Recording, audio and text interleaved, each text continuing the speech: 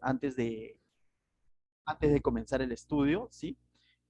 Básicamente el tema del día de hoy se va a dividir en 4 secciones, donde va a estar compartiendo nuestro hermano Santos Bacaneira y quien les habla. Pero también yo quisiera que si es que tú eres de tomar nota, ¿sí? Puedas hacerlo con toda libertad, toma notas, apuntes, y si tienes interrogantes durante la enseñanza, anótalos, nos los puedes hacer llegar escrito a través del chat de este Zoom, ¿sí? Lo puedes hacer directamente para mi persona o lo puedes hacer directamente para todos y va a haber una persona aquí que va a ir tomando nota de sus preguntas. Pero si tú quieres decir, no, yo quiero preguntar, quiero que escuchen mi voz, dices, ¿no? Les recuerdo que las respuestas van a ser dadas al final de la enseñanza, ¿no? Al final de la enseñanza vamos a leer las preguntas y al final de la enseñanza es que va a haber un tiempo también si quieres preguntarlo de manera audible, ¿no? Para que puedas hacer llegar tu pregunta. Lógicamente, se va a responder las preguntas en el orden que han ido llegando y en la medida que podamos dar una respuesta, ¿no? Porque decirles desde de antemano no lo sabemos todos, ¿correcto? Pero mínimo te vamos a decir, lo voy a averiguar, lo voy a investigar y vamos a ser diligentes en ello. Amén. Entonces, si tienes preguntas, lo puedes escribir a través del chat o reservártelo para el final de la reunión y poder hacerlo de manera audible.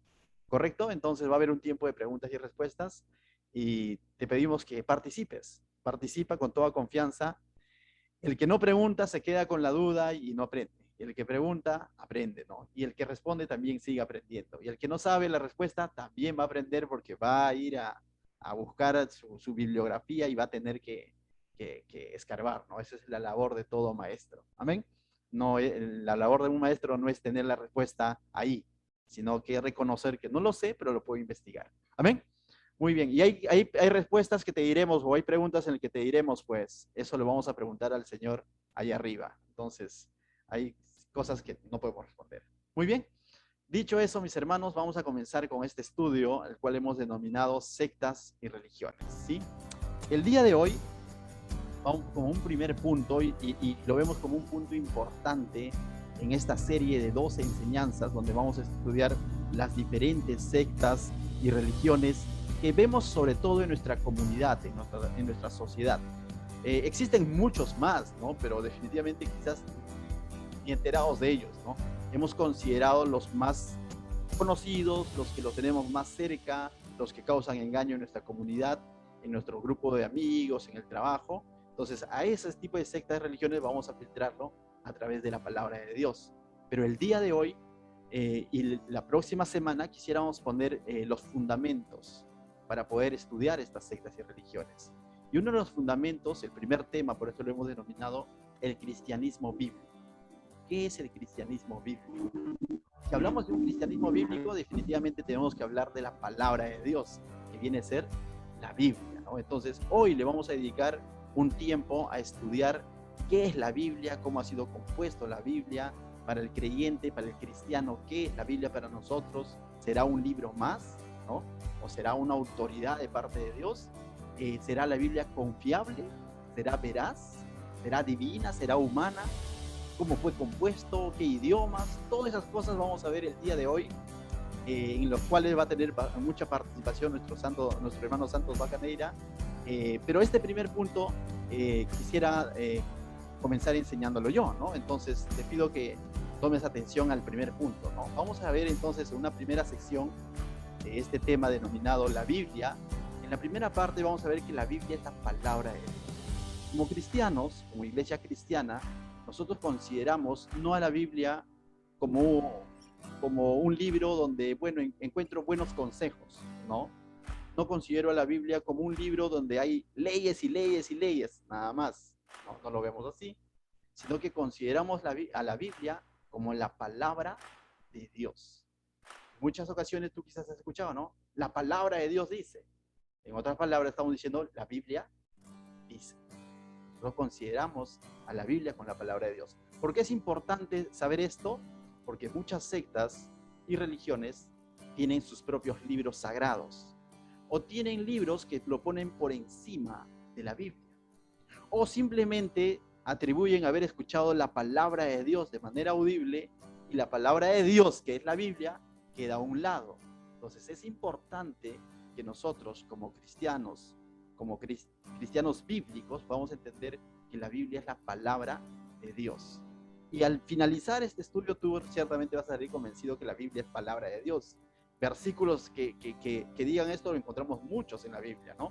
Pero yo quisiera hablar esta noche sobre la infalibilidad de la palabra de Dios, es decir, de la Biblia. ¿Por qué decimos que la Biblia es infalible? Primero, ¿qué es la palabra infalible? La palabra infalible viene a ser, significa sin error. Significa que en él no hay error. Es decir, la Biblia no tiene error. Si está libre de error, sencillamente no tiene error. Y tú dices, ¿cómo pueden decir eso? La Biblia no tiene error. Recordemos, si nosotros creemos que la Biblia es la palabra de Dios y también creemos en un Dios en quien no hay error, nuestro Dios es soberano, nuestro Dios es santo, es justo, en él no hay error. Y si la Biblia es la palabra de Dios, su palabra tampoco tiene error. Y tú dices, ¿pero por qué usted dice eso? Si yo por ahí, con Sofía, al menos nosotros, nuestros primeros años, muchas veces dicen, oye, acá le falta una coma, dice Sofía, ¿no? Acá se olvidaron de ponerle una tilde. Es que muchas veces se confunde el hecho de que la Biblia, que es la palabra de Dios, no tiene error con las malas traducciones o con las traducciones que en algún momento sí tienen error. Y eso debemos reconocerlo. Cuando la Biblia ha sido traducida, han cometido errores las personas que lo han traducido. Pero eso no nos lleva al punto de pensar de que el contenido como tal, de lo que Dios ha inspirado en los hombres para que puedan escribir esta palabra, tenga error. La Biblia, si consideramos que es la palabra de Dios, entonces no tiene error, ¿correcto? Es infalible. Y si es infalible, por lo tanto es confiable. No, es sumamente confiable. Y hay un texto bíblico muy interesante que dice lo siguiente, mira. Dice lo siguiente. Tenemos también la palabra profética más segura, ¿cierto? Más confiable, en la que no cabe duda. Y Pedro está haciendo referencia a la palabra de Dios, versículos más adelante. Entonces, como cristianos debemos tener esto claro. Oh, dices, pero el arca de Noé, los científicos dicen, y el Génesis y todo. Como cristianos debemos tener esto claro. La palabra es la palabra de Dios y es infalible, en él no hay error. Ahora, también muchas veces se confunde el hecho de que la Biblia sea infalible, como te vuelvo a decir, las traducciones son falibles. Las traducciones han sufrido una serie de procesos en los que se han encontrado errores, y eso sí, pero el original, el escrito original, que ha sido escrito por estos hombres de Dios, del cual va a hablar bastantes santos, cómo fue escrito, en qué idioma y todo lo demás, definitivamente que fue inspirado por Dios, en él no hay error. Ahora, tampoco malinterpretemos, hay un concepto que dice, la Biblia nos dice la verdad, cierto, nos dice la verdad. Tan real es la Biblia que incluso los errores de Rey David puedes encontrarlo. Y de hombres de Dios tú puedes encontrar sus errores, ¿no? Y ustedes han visto, cuando de pronto estudiamos, decimos, este es un mal ejemplo. Pero Dios ha permitido que sea escrito incluso esos testimonios errados de muchos de ellos, ¿no? Como nosotros decimos, sus metidas de pata. Entonces, la Biblia ciertamente nos dice la verdad, pero no todo lo que dice la Biblia es verdad. Uy, esto ya causa quizás algunos, no todo lo que la Biblia dice es verdad. Hay contenidos en la Biblia donde fueron manifestados por hombres que no necesariamente era verdad, pero la Biblia lo ha registrado, porque es algo que este hombre dijo. Un ejemplo, los amigos de Job. Cuando vamos al libro de Job y quieren entender el caso de Job, cada uno de sus amigos tiene una apreciación sobre lo que está pasando sobre Job. Pero no significa que la apreciación de cada una de estas personas sea así. Finalmente, Dios tiene su propio propósito con Job. Entonces, la Biblia nos dice la verdad, pero no todo lo que dice la Biblia es verdad. ¿Me dejo entender?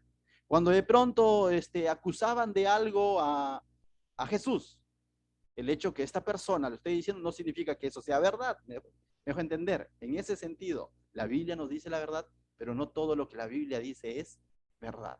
¿Qué más podemos ver de la Biblia? También nos dice que la Biblia es inspirada. Dime, santos. Ah, perdón, quería meter mi cuchara un Dale, poquito. dale, con confianza. Justo habíamos quedado en eso. Lo- Solamente para entender bien esa parte que dijiste, yo lo defino como dos cosas que hay que comprender, ¿no? Una es la palabra que Dios registra en la Biblia y la otra es la palabra que Dios revela en la Biblia, ¿no? La palabra revelada de Dios, la palabra que de verdad es de Dios, podríamos decir, ¿no? Pero hay otras palabras que también está escrita en la Biblia, pero es palabra solo que está como un registro nada más. Hay palabra del hombre, hay palabra del diablo en la Biblia, ¿no? Ay, Nos podemos escandalizar, pero ¿cómo palabra del diablo en la Biblia?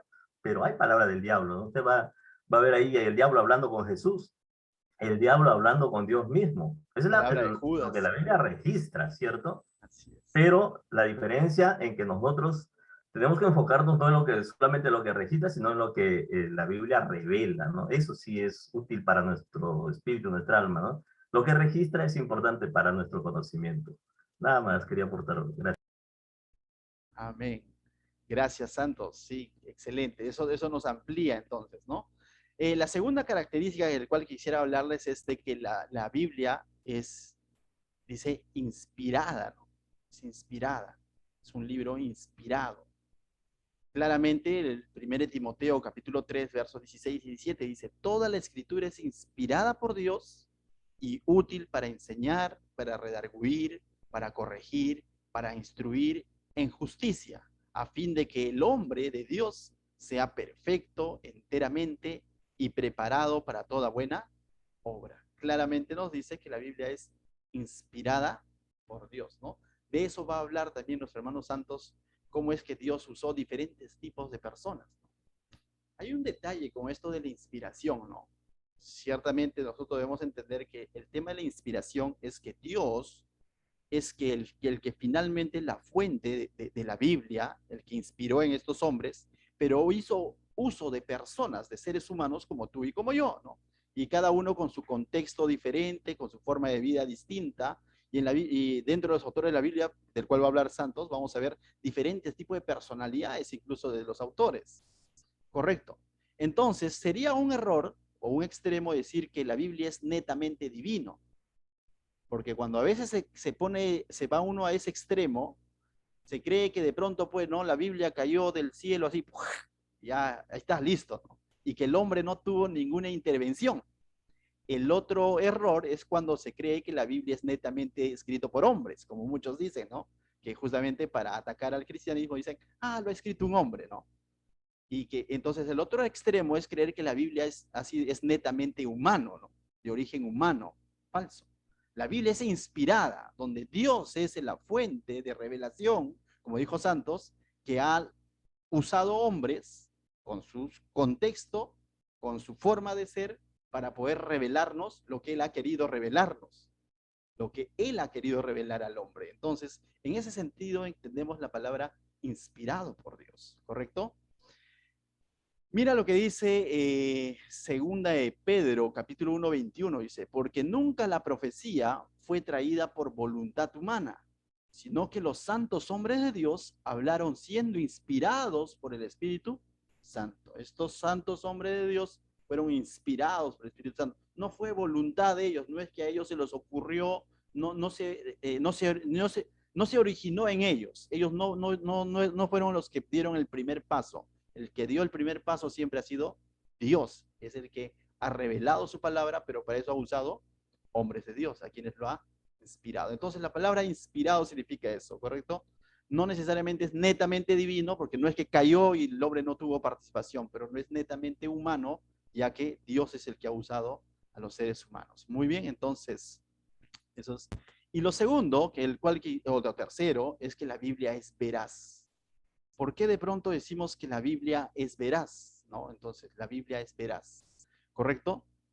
Uh, Cuando hablamos de la veracidad de la palabra de Dios, ciertamente yo quisiera hablar de, por ejemplo, la Biblia nos registra el tema principal de la Biblia es Jesucristo, definitivamente, y no me voy a cansar de decirlo desde esta ventana, toda la Biblia nos revela a Jesucristo. Estudiamos Génesis, vemos a Jesucristo.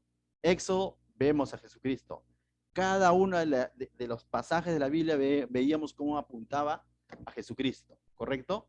Entonces, y Jesucristo es un personaje real, del cual la Biblia nos registra incluso desde su nacimiento hasta su ascensión. Y vemos entonces que incluso esto ha sido corroborado a través de la historia, la existencia de Jesucristo, sus milagros, sus enseñanzas, los lugares que él recorrió. Entonces, hay razones suficientes para nosotros decir la Biblia es veraz porque registra prácticamente como su tema principal a Jesucristo.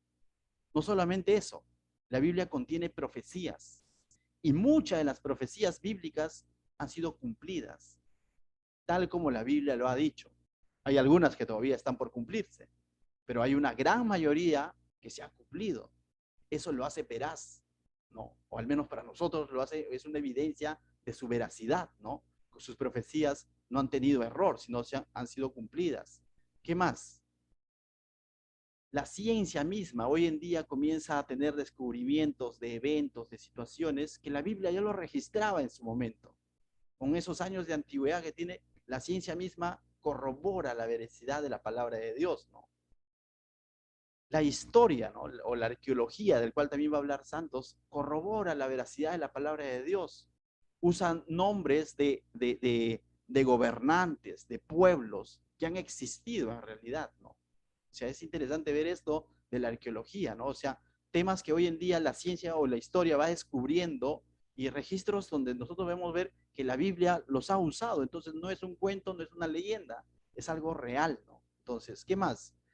La geografía, ¿no? Nombres de ríos, de ciudades, de pueblos, de colinas, de montes, ¿no? Que son registrados en la palabra de Dios. Y sobre todo, ¿qué lo hace veraz? El testimonio de transformación de vida que ha tenido a través de la historia. Uno de esos testimonios de transformación de vida es cada uno de nosotros. Que cuando venimos a la palabra de Dios, esa palabra que quizás en algún momento lo encontrábamos por ahí, y yo me acuerdo de niño, ¿no? Siempre he visto una Biblia en casa, pero nunca la leí, ¿no? Y si la leía, bueno, por ahí. Pero cuando llegó el momento y abrí esa palabra o se me enseñó esa palabra y creí en esa palabra, transformó mi vida. Y no solo lo digo yo, eso lo puede decir muchos de ustedes y muchas personas pueden dar fe de esto, que la vida ciertamente tiene poder para transformar vidas. Eso también lo hace veraz. Entonces, eso es lo que podríamos decir en cuanto a la veracidad de la palabra de Dios, ¿no? La Biblia es veraz, nos muestra a Jesucristo que es real, profecías que se han cumplido, se van a cumplir algunas, la ciencia la corrobora, la historia nos da evidencia, la geografía también, y la transformación de vida, y muchas cosas más que quizás podríamos hablar esta noche, ¿no? Porque por cuestión de tiempo, a veces queda corto, ¿no, mis hermanos? Entonces, dicho eso, como siguiente punto, recordando, la Biblia es infalible, es inspirada y es veraz. Y el siguiente punto es la composición de la Biblia. ¿Cómo fue escrito la Biblia? Para eso, mis hermanos, los voy a dejar con nuestro amigo, pastor, maestro Santos Bacaneira, quien nos va a hablar de la composición de la Biblia. Amén. Adelante, Santos. Amén. Muchas gracias. Entonces vamos a continuar con el tema. Hemos tocado ya el texto base ahí que hemos puesto en 2 de Timoteo 3, 16 y 17. Dice que toda escritura es inspirada por Dios. La hemos leído ya, pero la vamos a recordar y útil para enseñar, para redarguir, para corregir, para instruir en justicia, a fin de que el hombre de Dios sea perfecto, enteramente preparado para toda buena obra, dice el texto. Entonces, hay un fin que cumple el hecho de que tengamos la palabra a nuestro alcance, ¿no? Y es que podamos ser todos preparados. Acá dice que el fin es que lleguemos a ser perfectos, dice. Uy, usted dirá, ¿cuándo llegaré a ser perfecto? Pero acá, esta palabra perfección se refiere a madurez, ¿no? Y enteramente preparado para toda buena obra. Usted tiene que tener la capacidad de compartir también esta palabra, tiene que estar preparado. Así es que damos gracias a Dios por estos tiempos, por estos cursos que van a servir para guardar esta información pero no solamente para guardarla en nuestro corazón, sino que luego vamos a compartir esta información. Entonces, estamos hablando de la Biblia, vamos a hablar un poco sobre la definición. ¿Qué significa la palabra Biblia? Biblia es un término procedente de la palabra griega biblión, ¿no? Que significa rollo, papiro o libro, o de la expresión griega también ta Biblia, ta hagia. Es una palabra que se suele usar en griego, ta Biblia, ta hagia, que significa libros sagrados. Ahora, ¿de dónde viene esta palabra, no? Tiene en su raíz etimológica, viene de la palabra biblos, que era el nombre de una ciudad que antes se llamaba Jebal o Biblión, que significa libros. ¿Por qué llamaban a esta ciudad griega? ¿Por qué la llamaban Biblión? Porque en este lugar vendían papiros. Esta ciudad era conocida porque tú podías ir a comprar papiros, y los papiros pues eran los libros de aquel entonces, ¿no? Donde se podía registrar ahí lo que tú tenías en mente, escribir, guardar. De esa manera nosotros tenemos la palabra Biblia. No voy a abundar mucho en esto. Esto usted, si quiere ampliar su información, puede buscarlo en la Wikipedia, que hay bastante información referente a la etimología de la palabra Biblia, ¿no? Pero vamos avanzando. Formas en las que se dividió la Biblia. La división de la Biblia.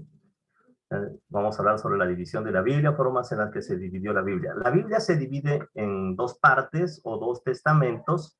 Testamento en hebreo significa berit, significa alianza, pacto, contrato. Cada uno de ellos reúne una colección de textos sagrados, el Antiguo Testamento y el Nuevo Testamento. Estos nombres distintivos se empezaron a usar a finales del segundo siglo, por cierto, después de Cristo, ¿no? Se usó así con el fin de diferenciar a las escrituras cristianas al de las judías. Vamos a mirar un poquito. Ahora, la estructura del Antiguo y Nuevo Testamento. La Biblia, al menos como la conocemos, nuestra Biblia, la Reina Valera, la que utilizamos comúnmente, consta de 66 libros, de los cuales 39 libros pertenecen al Antiguo Testamento y 27 estos libros pertenecen al Nuevo Testamento. Entonces, también vamos mirando un poco. Acá tengo una información importante.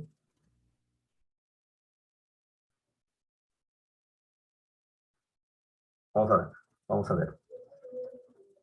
Formas en las que se dividió la Biblia, estoy hablando, ¿ya? Bueno, decía que tenemos una Biblia de 66 libros. Ustedes se van a dar cuenta que de repente hay otras Biblias, como la Biblia católica, que tiene 77 libros. Ellos optaron por tener 11 libros más porque dijeron que el 6 como que les recordaba algo muy, muy raro, muy apocalíptico. Así es que ellos decidieron completar su canon fuera del canon, por cierto, que eso va a hablar nuestro hermano Anderson. Para tener sus 77 libros, ¿cierto? Con libros apócrifos, libros que no pasaron por el canon bíblico, ¿no? Entonces tenemos 66 libros nosotros en la Reina Valera. Ahora, estos libros están divididos en capítulos. Las primeras divisiones, por cierto, en capítulos fueron hechas 586 años antes de Cristo. Es interesante esto, ¿no? Porque en sí la Biblia no ha sido escrito por capítulos ni por versos como nosotros lo podemos tener en la actualidad, ¿cierto? Que nos ayuda bastante. Usted dice capítulo tal, verso tal, pero la Biblia no fue escrita así, ¿no? La Biblia fue escrita como un todo, ¿cierto? Pero ya desde mucho tiempo atrás, para tener un mejor orden o para optimizar la lectura, ya se empezó a ordenar por capítulos. Dice que Stephen Langton fue quien hizo la división moderna de la Biblia en capítulos como la tenemos el día de hoy. Este señor Stephen Langton la dividió en un total de 1189 capítulos. Luego también vemos que está dividida en versículos. Las primeras divisiones en versículos ampliamente aceptadas aparecieron 900 años después de Cristo. La Vulgata Latina fue la primera Biblia que incorporó la visión, la división tanto en capítulos como en versículos en el Antiguo y en el Nuevo Testamento. En la misma división que se sigue usando, es la misma división que se sigue usando hasta el día de hoy. Esta división facilita, les decía, la búsqueda, pues, de los eventos bíblicos, ¿cierto? Nos ha ayudado bastante. Gracias a Dios por estas personas que se dieron el tiempo para poder registrarlo de esta manera, ¿cierto? Muy bien, vamos a hablar de los nombres de la Biblia, porque se conoce a la Biblia de diversas formas, ¿no? Nosotros lo conocemos también como escritura o escrituras. Este término, escritura o escrituras, como se conoce a la Biblia, aparece 52 veces en el Nuevo Testamento. Sagradas Escrituras aparece solo una vez en 2 de Timoteo, capítulo 3, verso 15. Y el término Santas Escrituras también aparece solo una vez en Romanos 1:12. Nosotros solemos usarlas así para muchas veces hasta sentirnos muy espirituales. Decimos las Santas Escrituras. Ahora, también se le llama la palabra de Dios. En Hebreos 4:12, 2 Corintios 2:17. Más o menos le doy un alcance así rápido, ¿no? Pero comúnmente también se le llama testamento, ¿no? Antiguo, Nuevo Testamento, ahí está, es el testamento. También se dice los preceptos, los estatutos, los mandamientos, los juicios. También se le conoce como el libro. Salmos 47, Hebreos 17, cuando se está reconociendo a los rollos, en este caso, ¿no? A los escritos como el libro. Es interesante, ¿no? No es un libro más, es el libro. Es interesante, ¿no? Como que valida una posición única de la palabra de Dios. Hablemos o corramos con el tiempo hablando sobre los autores. Es interesante. Yo digo que tenemos que correr porque la verdad el tiempo es bastante ligero. Algunos dicen que es tirano, ¿no? Rápidamente se nos va. Autores. Fue escrita por más de 40 escritores de todas las clases sociales. Mire, ver, había entre estos escritores, había reyes, había campesinos, filósofos, pescadores, poetas, estadistas, eruditos, médicos, pastores, etcétera, etcétera, ¿no? La diversidad de escritores. Moisés era un líder político, adiestrado en las universidades de Egipto, pues imagínense, tremenda universidad que pasó Moisés, un tremendo escritor. Moisés se le atribuye la autoría del Génesis, del Pentateuco, ¿cierto? Pero también se le atribuye, que está todavía ahí en tela de juicio, pero también se le atribuye la autoría de Job, del libro de Job, que por cierto, hay por ahí un entredicho que algunos dicen que el libro más antiguo es Génesis, pero hay otros que afirman que el libro de Job es el libro más antiguo. Bueno, no sé, como dice, cuando estemos en la presencia ahí ya nos enteraremos de la edad correcta de esos libros. Santos, Sí. disculpa que te corte. Sí, yo también cuando pronto escuché eso hace muchos años, ¿no? Entonces yo decía, ¿no? Bebé espiritual, pues, ¿no? Yo lo veía así.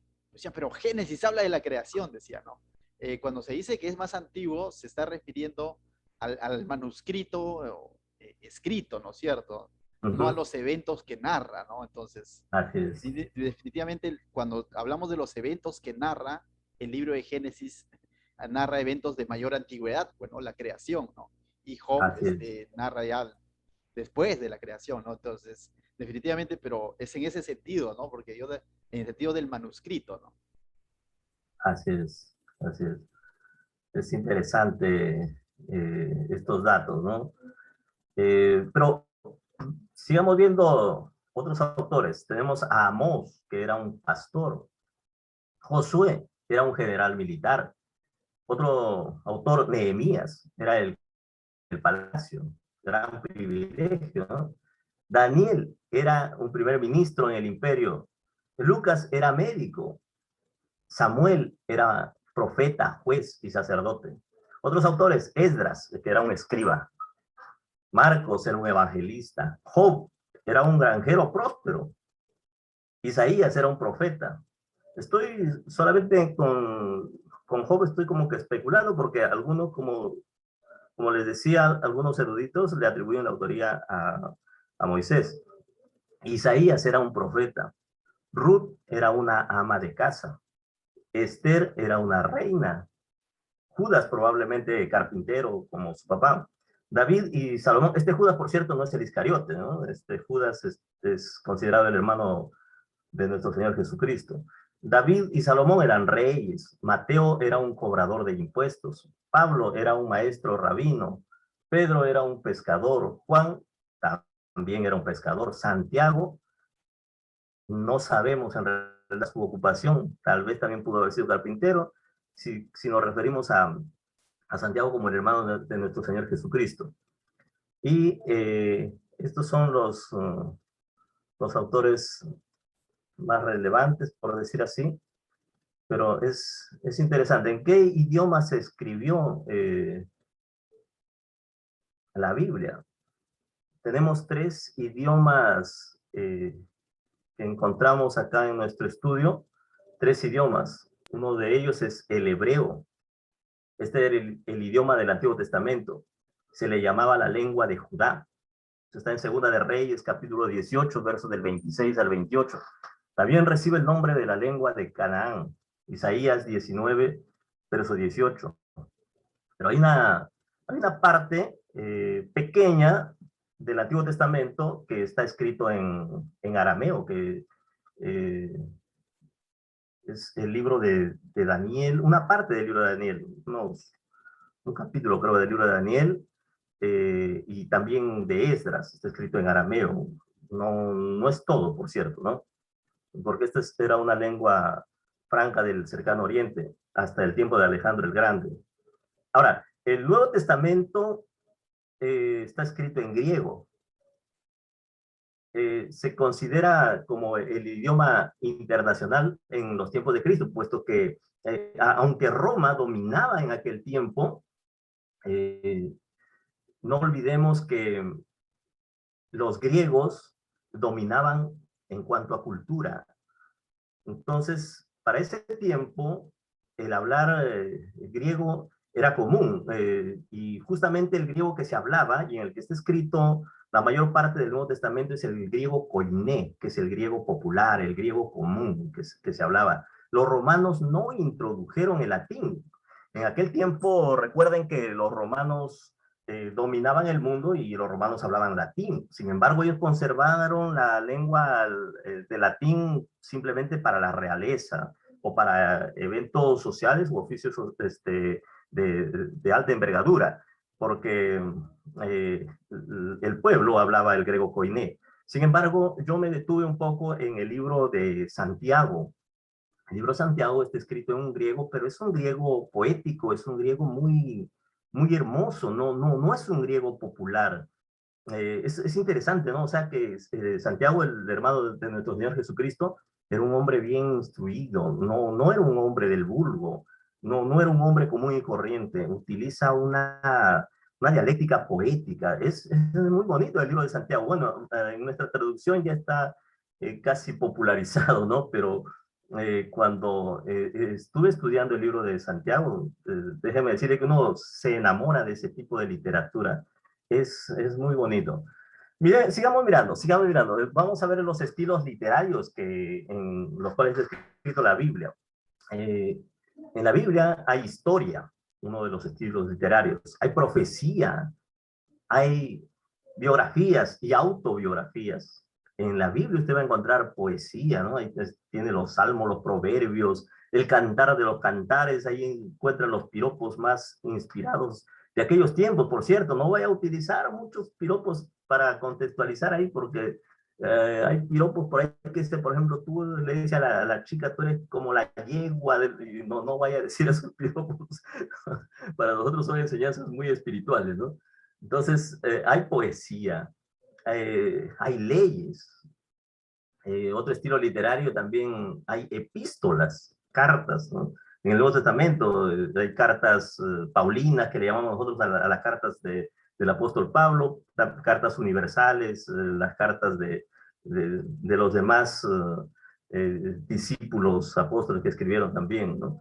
Eh, hay dentro del estilo literario podemos ver el simbolismo, bastante simbolismo, como podemos mirar en el libro de Apocalipsis, en los escritos de Daniel, por cierto, que hay que mirarlo siempre con sabiduría, porque no muchos de esos escritos o esos sueños que usted va a ver ahí son literales, son bastante simbólicos. Hay proverbial, ¿no? Lenguaje proverbial que lo incluimos dentro del estilo literario poético. Y también hay doctrinal, de enseñanza espiritual, por cierto, ¿no? Eso es en cuanto al estilo literario.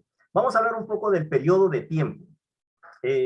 La Biblia fue escrita a lo largo de 60 generaciones, en el cálculo, ¿no? Y en un tiempo aproximado de 1500 a 1600 años. Entonces, tanto tiempo se demoraron, ¿no? Tanto tiempo se demoraron en escribir. Pero no es que se pusieron a escribir y dijeron vamos escribiendo y se demoraron tanto tiempo, no. Dentro de todo eso hubo espacios muy largos de silencio, como por ejemplo el famoso tiempo de silencio o los 400 años de silencio que se vivió después de Malaquías hasta Mateo. No hubo palabra, al menos no una palabra fresca, ¿no? De ahí es que salieron los macabeos y todo ese asunto, pero son libros más históricos, pues, ¿no? No están considerados libros de revelación divina. Entonces, pero se estima, entonces, entre 1500 y 1600 años que se demoró en recopilarse, por decir así, la información en cuanto a la Biblia que tenemos en la actualidad. Es imposible, de verdad, saber cuánto tiempo le tomó a cada autor escribir su libro. En particular, Moisés escribió sus 5 primeros libros del Antiguo Testamento en 40 años, más o menos, ¿no? 1445 a 1405 antes de Cristo. Lo que les decía, ¿no? Que el libro más antiguo, Job o Génesis, en todo caso, que se cree que fueron escritos por Moisés y terminados alrededor de 1400 años antes de Cristo. O sea, hace unos 3400 años. El libro más reciente, el Apocalipsis, fue escrito alrededor del 90 después de Cristo. O sea, en el 70 fue la destrucción de Jerusalén, 20 años después se termina el libro de Apocalipsis, escrito por el apóstol Juan. Ahora, los libros de la Biblia no se escribían continuamente, pues, ¿no? Como les dije, se tomaban lapsos de tiempo de los autores, hay que considerar esto, ¿no?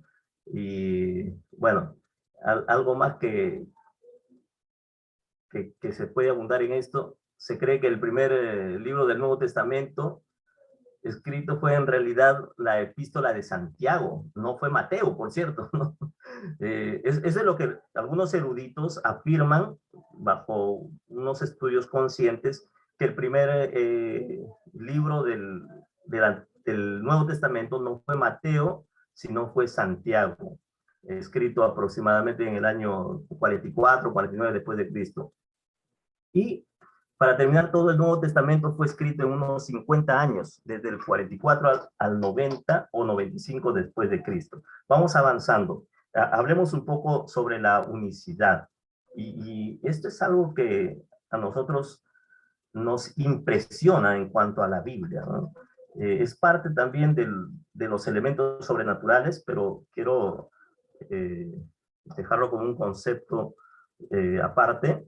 La unicidad, a pesar de que la Biblia, mis hermanos, tiene varios autores, siempre mantiene su unicidad, su unidad. Desde el Antiguo Testamento hasta el último libro del Nuevo Testamento, no contiene, escúcheme bien, ninguna contradicción. No se desvía del tema de la salvación del hombre. O sea, toda la Biblia, mis hermanos, está enfocada en la salvación del hombre, ¿no? En la obra redentora de nuestro Señor Jesucristo, desde el Génesis hasta el Apocalipsis. No hay más, mi hermano. En la Biblia no está registrado algo para que usted pueda polemizar sobre los ovnis, cualquier cosa que la gente quiera sacar fuera del contexto para polemizar no tiene sentido, porque la Biblia es un libro que está fundamentado en la obra de Jesucristo y en la salvación del hombre, ¿no? En la obra redentora de nuestro Señor Jesucristo, ¿correcto? Así es que toda la Biblia está unida bajo ese mismo tema. Moisés empezó escribiendo así y Juan en Apocalipsis termina escribiendo así. Moisés, por ejemplo, comenzó a escribir la Biblia 1500 años antes de Cristo y el apóstol Juan terminó el libro del Apocalipsis, yo les decía, el 96 de nuestra era. Hay libros de la Biblia escritos en lugares tan distantes entre sí como Babilonia y Roma. Los principales idiomas de la Biblia son hebreo, caldeo y griego. Al ser, o sea, caldeo es el arameo, por cierto, ¿no? Al ser muchos los autores, también se encuentran muchos estilos de escritura. Así encontramos en ella prosa, poesía, legislación, historia, lo que les decía hace un momento. Sin embargo, escúcheme bien, a pesar de tanta diversidad, a pesar de tanta diferencia, tal vez hasta de carácter de cada autor, las escrituras no están como que mal combinadas, por decir así, ¿no? Están combinadas de una forma casi milagrosa. Relatan una historia completa, manteniendo una unidad innegable. Ningún autor contradice al otro, mis hermanos. Solamente la Biblia, escúchame bien, solo la Biblia tiene esta característica. A pesar de tener diferentes autores y de diferentes épocas, mantienen su unicidad.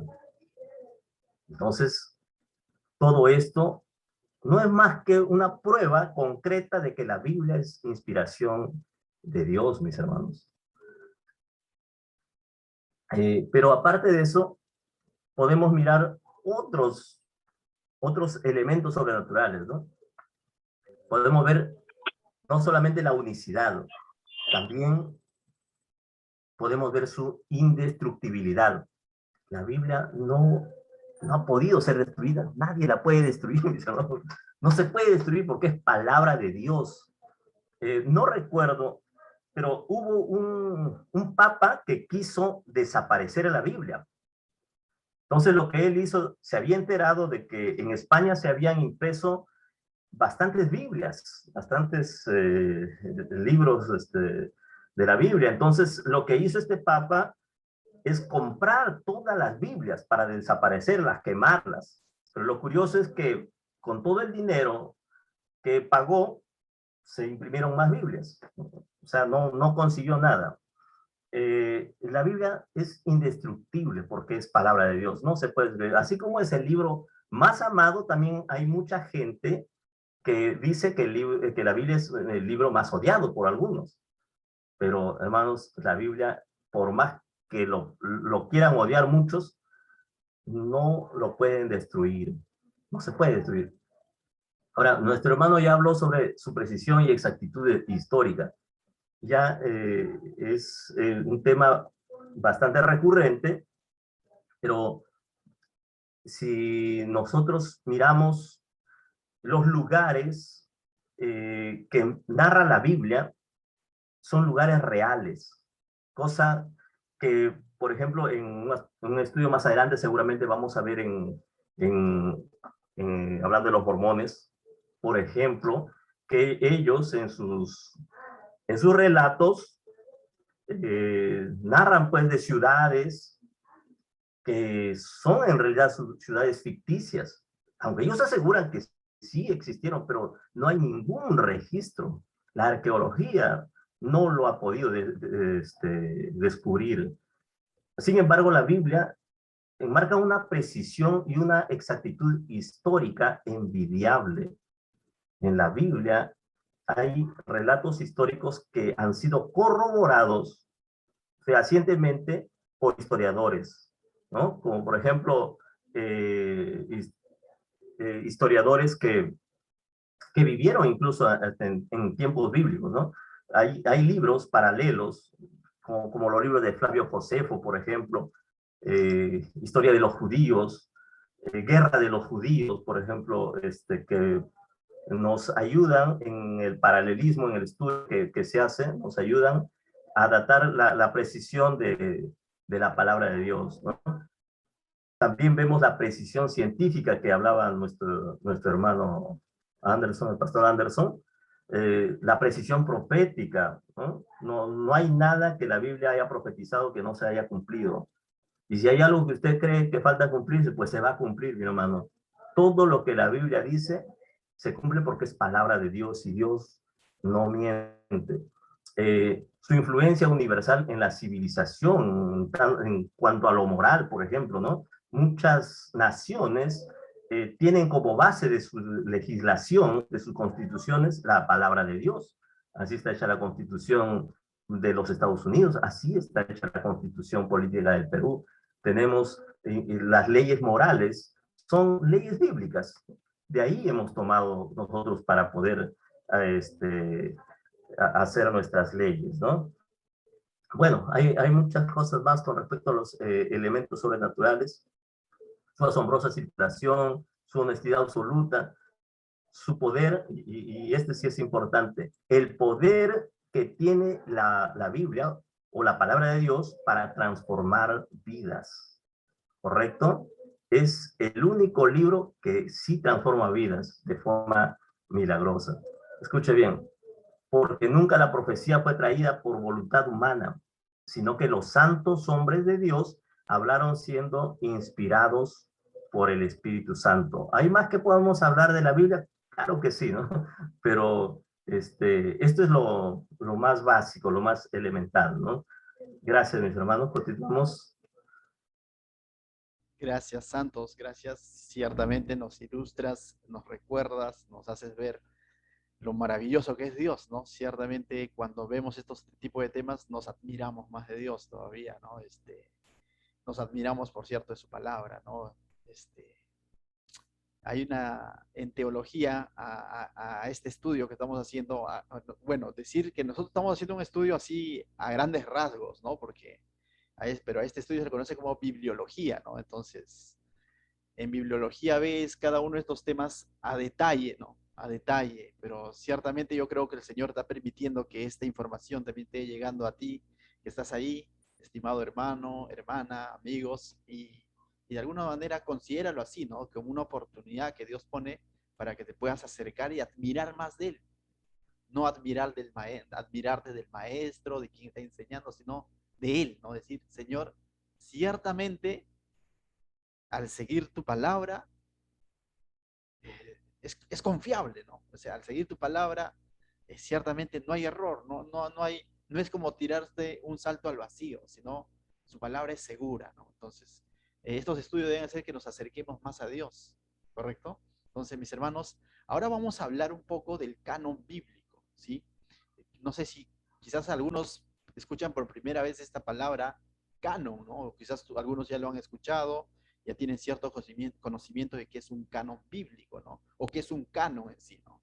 Entonces, el día de hoy primero definamos qué es canon, ¿no? ¿Qué viene a ser canon? La palabra canon significa vara para medir, viene del griego cané, ¿no? Que significa regla, normas, estándares, acuerdos.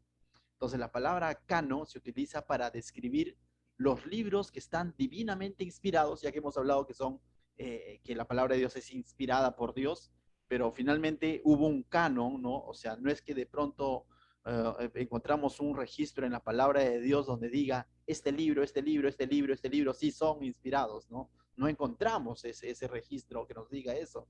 Entonces se requirió, o Dios hizo uso de hombres eruditos para hacer este canon, ¿no? Para poner ciertas normas, ciertas reglas, ciertos estándares que estos libros debían de cumplir, ¿correcto? Entonces, la palabra canon significa simplemente reglas, normas, estándares, ¿no? Entonces, eh, un aspecto muy difícil para determinar el canon bíblico es que la Biblia en sí misma no nos da una lista, no nos da una lista diciendo, y son 66 libros que Dios reveló. No encuentras en ninguno de los libros de la Biblia que diga eso, ¿no? pero nosotros hoy en día aceptamos que son 66. ¿Y por qué la aceptamos? ¿No? Esto tiene, tenemos que recurrir entonces un poco a la historia, ¿no? Entonces, este canon fue un proceso, ¿ya? Hecho primeramente por rabinos judíos y eruditos, y va a haber varios canons en realidad a través de la historia, pero se hicieron canons del Antiguo Testamento para determinar qué libros son de inspiración divina, de inspiración de Dios en el Antiguo Testamento, pero también se hicieron canons para el Nuevo Testamento, ¿correcto? Entonces, veamos primero el Antiguo Testamento. ¿Qué sucedió con el tema del Antiguo Testamento, ¿no? Entonces, en el Antiguo Testamento, vamos a encontrar hoy en día nosotros, como ya lo ha dicho el hermano Santos, ¿no? ¿Cuántos libros encontramos? Haciendo un repaso, a ver, alguien rápido enciende su micro y dice, encontramos tantos libros, a ver, ¿cuántos se nos ha ido? 66 libros. 66. 39 y 27. Entonces, en el Antiguo Testamento encontramos 39 libros. La pregunta es, ¿siempre habrá sido así? ¿Cómo es que se determinó que son 39 libros? Entonces, estos 39 libros atravesaron por un canon. Y este canon fue realizado por, como te vuelvo a decir, por eruditos, ¿no? Por gente estudiada, judíos, ¿no? Maestros judíos, rabinos judíos, ¿ya? En el año de más o menos, aquí lo tengo, más o menos en el año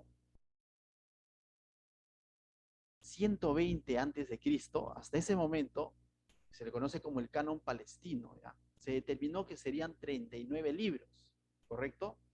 Y uno de los factores que se consideró para que sean 39 libros que tenían que ser definitivamente escritos en hebreo, tal como lo ha dicho nuestro hermano Santos, ¿no? Tenían que haber sido escritos en hebreo, ¿sí? Que era el idioma, pues, ¿no? El idioma del pueblo a quien Dios ha usado justamente para hacer llegar al Mesías finalmente, ¿no? Que es Jesucristo, y es el pueblo que Dios ha usado desde el llamado de Abraham que vemos, ¿no? Para poder hacernos llegar también esta revelación, que es la palabra de Dios, del pueblo del cual viene Moisés, al cual representa Moisés, al cual Moisés dio libertad, ¿no? Entonces, tenía que haber sido escrito en hebreo. Entonces, hasta el año 120 antes de Cristo, aproximadamente, ¿correcto?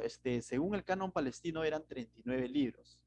Ellos a estos libros del Antiguo Testamento, los judíos lo llaman como la Tanaj, ¿correcto? La Tanaj, que está compuesto por 3 secciones. La primera sección vendría a ser la Torá, por eso ustedes ven es una T aquí quizás en la parte superior, que es la Torá, que más adelante se le llamó Pentateuco, ciertamente, ¿no? Pentateuco de 5, porque estaba conformado por ¿cuánto? Por 5 libros, ¿no? Entonces, esos son los primeros libros que nosotros tenemos hoy en día en nuestra Biblia, ¿no? Génesis, Éxodo, Levítico, Número, Deuteronomio, cuya autoría, como lo ha dicho nuestro hermano Santos, se le ha atribuido a Moisés, ¿correcto? Eso vendría a ser la Torá, ¿no? Entonces, y la segunda parte de estos 39 libros vienen a ser, eh, ustedes vienen aquí una N, ¿no? Pero esta N también es un término hebreo, que es Nevin, que significa los profetas, ¿no? Y dentro de ellos colocaron a todos los libros que ellos consideraban que han sido escritos por los profetas, ¿no? Entonces, ahí encontramos toda una lista de libros que fueron escritos por los profetas, a quienes ellos lo consideraban en su momento, ¿no? Y viene una tercera parte que viene a ser el Ketubín, ¿no? Que significa la escritura, ¿no? La escritura, entre los cuales vamos a encontrar Salmos, Job, Proverbios, Cantar y todo lo demás. Y en total, todos estos 39 libros hacen lo que conocemos hoy en día como el Tanaj, ¿no? O como el pueblo judío lo reconoce, como el Tanaj o la Tanaj, ¿no? Eh, Puede ser un judío cristiano o no cristiano, pero ellos reconocieron estos 39 libros en su canon palestino. Más adelante, lógicamente,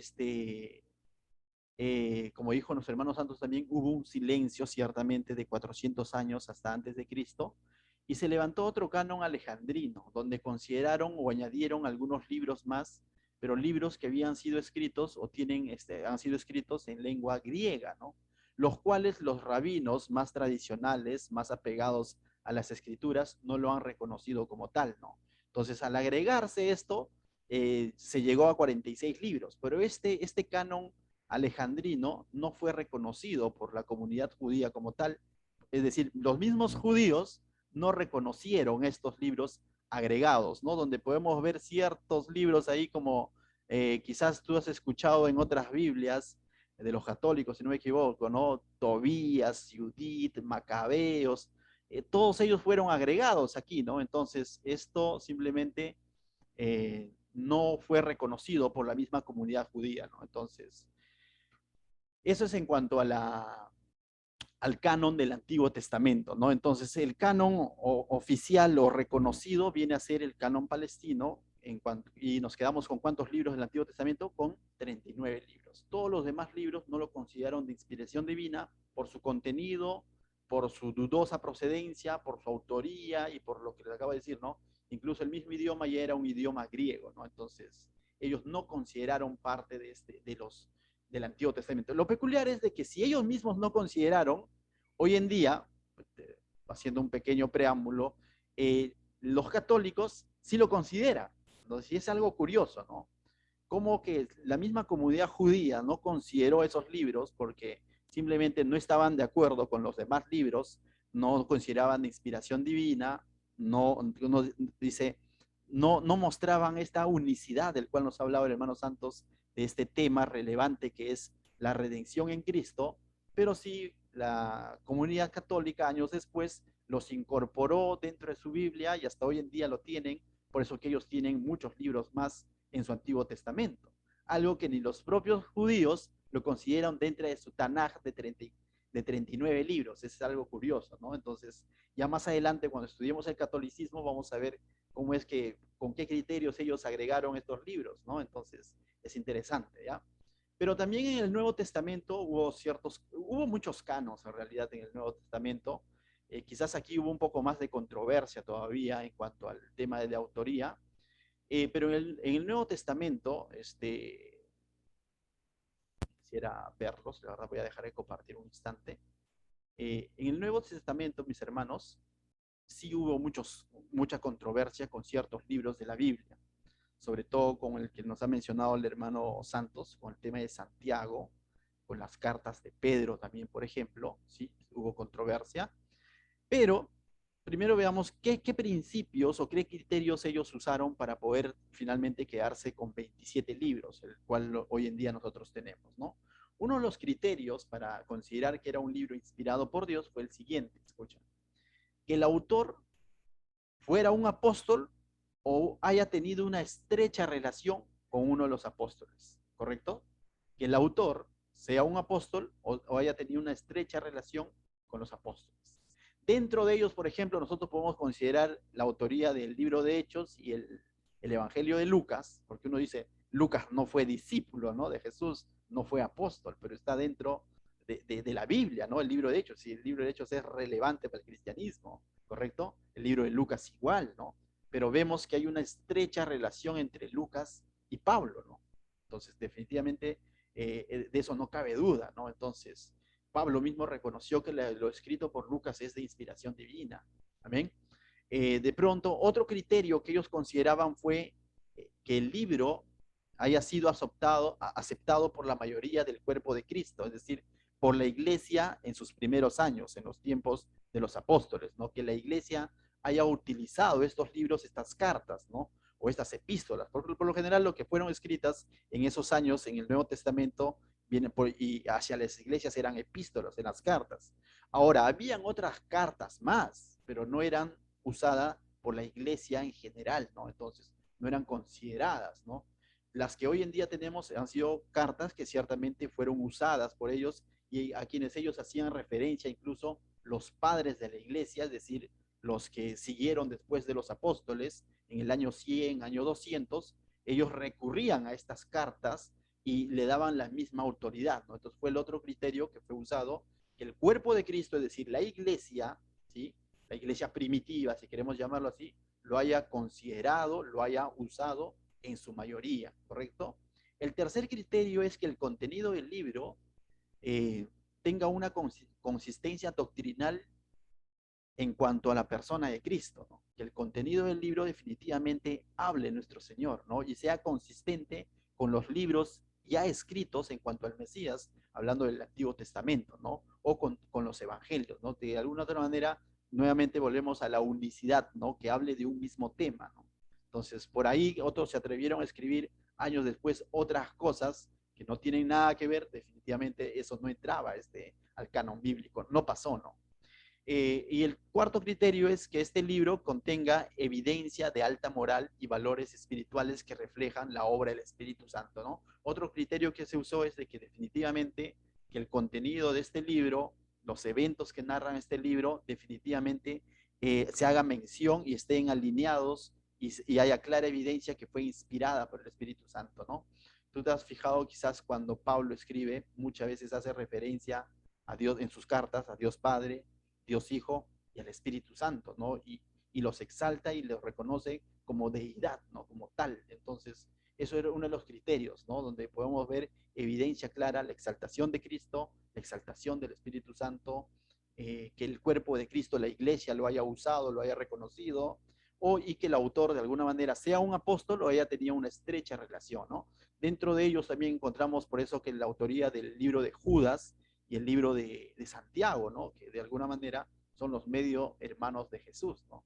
Que si nos vamos al Evangelio, de pronto ellos no creían, como que no le daban cabida a Jesús, y Jesús mismo los choteó en una ocasión cuando vinieron a buscarlo, ¿no? Dijo, mi familia, mis hermanos son los que obedecen mi palabra, ¿no? Pero ya cuando vemos el libro de Hechos, capítulo 1, vemos a ellos junto con los apóstoles, junto con los discípulos del Señor, justamente esperando el Pentecostés, y ahí vemos a María y los hermanos de Jesús, ¿no? Entonces, y luego cuando ellos se presentan en sus epístolas, hacen una clara referencia, dice, ¿no? Judas, siervo de Jesucristo, Santiago, siervo de Jesucristo. Entonces, rápidamente ellos reconocen el señorío de Cristo, ¿no? Entonces, eso fue uno de los criterios que se usó para poder validar, ¿no? Aunque Santiago estuvo en controversia buenos años, ¿no? Pero ya, volviendo a nuestra diapositiva, pero ya para el año 397, básicamente, prácticamente Santiago también ya fue aceptado, ¿no? Y dentro de ellos también el libro de Hebreos, ¿correcto? Y las cartas de Pedro, ¿no? Que también estaban en cuestión, fueron aceptadas. Después de esto, se cerró el canon, por así decirlo, con 27 libros del Nuevo Testamento. Después de esto vinieron muchos otros canons más, ya del cual quizás nos pasaríamos hablando toda la noche, ¿no? Pero por lo general estos canons se daba para poder validar ciertas corrientes, ciertos pensamientos o ciertos dogmas de la iglesia o ciertos papas que se levantaban con ciertos pensamientos, y de pronto para poder validar ellos recurrían ¿a qué? A ciertos escritos que estaban extrabíblicos, que no eran parte de la Biblia, ¿no? Y ellos, para querer validar ciertos dogmas que estaban imponiendo ya a la iglesia, y estamos hablando de una época de la iglesia ya contaminada con el Imperio Romano, ¿no? Entonces, comenzaron a introducir otros libros de la Biblia, ¿correcto? Y eso incluso hasta la época de protestantes, si no me equivoco, fue así, ¿no? Hasta que incluso en eso aportó mucho Martín Lutero, cuando de pronto regresó, incluso en cuanto a la canonicidad, a estos 66 libros, ¿no? Y en contraposición a ello, incluso, la Iglesia Católica, del cual salió Lutero, en el año de 1900, si no me equivoco, a ver si lo tengo aquí, en el año de, más o menos, en el año de 1546, ¿ya? Los católicos reconocieron 46 libros del Antiguo Testamento y 27 libros del Nuevo Testamento, haciendo un total de ¿cuánto? De 73 hasta ese momento, ¿no? Y como nos ha dicho nuestro hermano Santos, como que no les gustaba mucho el tema del 6-6, ¿no? Y de alguna manera pero añadieron estos libros, como te vuelvo a decir, para sustentar ciertos dogmas que ellos introducieron a la iglesia años después, ¿no? Los cuales no creían ni sustentaban, los padres de la iglesia no lo reconocían como tal, ¿no? Es decir, en sus primeros años, ¿sí? Tanto así que ellos incluso, mira, estuve viendo en el Concilio de Trento, dice, que fue en el año de 1546, ahí la diapositiva sería muy pequeño, pero te lo voy a leer. En el año de 1546, Lutero es de 1517, más o menos, con su reforma, ¿no?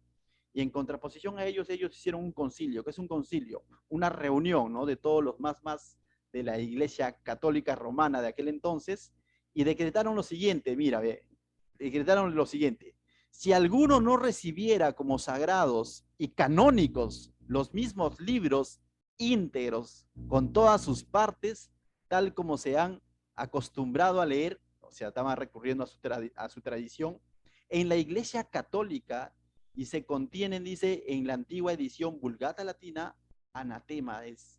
Entonces, simplemente lo llevaron a tal punto de que si tú no reconocías esos libros que ellos habían añadido para, de alguna manera, sustentar sus dogmas, simplemente eras anatema. ¿Y qué significa anatema? Maldito, ¿no? Entonces, esa es más o menos la historia del canon bíblico, mis hermanos, pero lo interesante es que incluso detrás de todo este canon bíblico, yo creo que ha estado nuestro Dios. Definitivamente Él es el que ha estado incluso obrando a través de estos hombres para que de alguna manera la palabra de Dios pueda llegar hoy a nosotros con los libros que Él ha determinado que estén. Usó un canon, usó otro canon, ciertamente, pero los canos lo único que hicieron es usar criterios coherentes y sobre todo, ¿no? Que exalten a Cristo, que hablen de la unicidad del mensaje de redención y que no tengan un trasfondo controversial, ¿no? En su autoría, sobre todo, y no contradigan a la Biblia, ¿no? Entonces, eso es en cuanto al canon bíblico, mis hermanos. Santos, no sé si la última parte quizás nos hablas un poco de la arqueología. Yo sé que tienes mucho que decir en cuanto a eso. Amén. Gracias. Sí, es importante tocar este tema porque hoy en día en las universidades, en los institutos, se ha generado un clima de debates, ¿no? Hay muchos que niegan la veracidad de la Biblia. Hay no doctrina, digo yo, es una corriente que se ha popularizado, una corriente filosófica que quiere adueñarse de las mentes de los jóvenes en la actualidad, queriendo negar la autenticidad de la palabra de Dios. Y una de las cosas que nunca debemos dejar de enseñar en la iglesia es justamente bibliología. La bibliología es vital. Y dentro de la bibliología, mis hermanos, tenemos que hablar de arqueología bíblica, por cierto, ¿no? Para rebatir o redarguir, por decir así, estas corrientes neo modernistas, por llamarle así, que quieren desvirtuar o denigrar la palabra de Dios. Pero la verdad va saliendo a luz poco a poco. Fíjese lo que dice el texto de Salmos 85:11. Dice, la verdad brotará de la tierra y la justicia mirará desde los cielos. Es importante cómo en estos últimos tiempos los hallazgos que se han hecho en las tierras bíblicas han generado un ambiente de controversia entre los científicos y han dicho que qué pasó. Nosotros siempre decíamos que la Biblia era algo ficticio, pero hoy nos damos cuenta que con estos hallazgos arqueológicos podemos dar fe de que la Biblia es real, la Biblia es verdad, todo lo que la Biblia registra es cierto. Entonces, pero miremos un poco de la etimología de la palabra arqueología. ¿Qué significa arqueología, ¿no? La palabra arqueología es de origen griego, está formada por dos vocablos, arcaios, que es antiguo, como nosotros decimos arcaico de repente, y logos, que es enseñanza, doctrina. Entonces podríamos definirlo como la enseñanza de las cosas antiguas o sobre la antigüedad, ¿correcto? Entonces, yo quiero que usted pueda comprender la importancia de estos temas, porque aquí hay mucha gente que ha expuesto su propia vida para encontrar estos vestigios, puesto que en el tiempo, mis hermanos, han habido saqueadores que han excavado, han encontrado vestigios, pero los han destruido o los han vendido a sabe Dios quién, ¿no? Y se han perdido muchas cosas que podrían ser muy valiosas en la actualidad. Sin embargo, gracias a Dios, Dios ha permitido que resurja de la tierra, como dice su palabra, cosas que nos van a hacer en este tiempo validar la palabra de Dios. Por ejemplo, una de las tantas, a ver, ahí tenemos en el PowerPoint, principales descubrimientos arqueológicos relacionados con la Biblia, puesto que la arqueología bíblica es una parte de la arqueología, por cierto. No se olvide, la arqueología involucra mucho más, ¿no?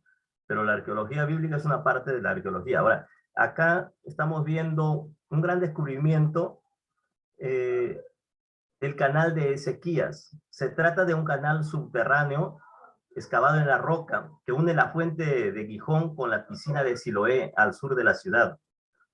Este canal mide 512 metros de largo. Este canal se conserva y se halló una inscripción incluso sobre esta construcción en Segunda de Reyes 32. El rey Ezequías ordenó su construcción con el fin de traer agua a Jerusalén. Es importante porque la Biblia lo decía, pero no había una evidencia, ¿no? Al encontrarse este canal, se evidenció que la Biblia tenía razón, que la Biblia era veraz. Otro descubrimiento cercano a la Biblia, la estela de Moab, fue descubierta en 1868. Estela que contiene el relato del triunfo del rey Mesá de Moab contra Ahab y Joram, reyes de Israel. Data del año 840 a.C. Descubrimiento muy importante, mis hermanos, porque era la primera vez que se obtenía una comprobación de un texto bíblico, de Segunda de Reyes 3:4. Es interesante, ¿no? Cómo este hallazgo cambia lo que se tenía pensado en este entonces, porque muchos de estos relatos, mis hermanos, bíblicos han sido considerados como un cuento, como algo ficticio, pero cuando los arqueólogos encuentran evidencia real, dicen, oh, esto no era un cuento, ¿qué pasó? Tenemos que revalidar todo esto, tenemos que reescribir todos nuestros conceptos históricos que teníamos, porque no era una mera fábula, era real.